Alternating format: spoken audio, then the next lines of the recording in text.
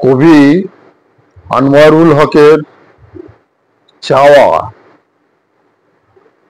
তুমি একটা নদী চেয়েছিলে, দিতে পারিনি বলে তুমি তুমি তুমি তুমি আমাকে উপহাস করেছো।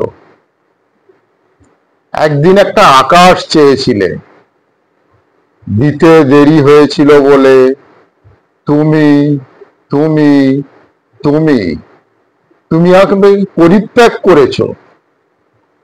তারপর একটা পাহাড় চেয়েছিলে, আমার অক্ষমতার জন্যে তুমি তুমি তুমি তুমি আমাকে অপমান করেছো। সবশেষে একটা পুত্র সন্তান চেয়েছিলে, ফুটফুটে একটা কন্যা দেওয়াতে তুমি তুমি তুমি তুমি আমাকে অক্ষম বলেছো।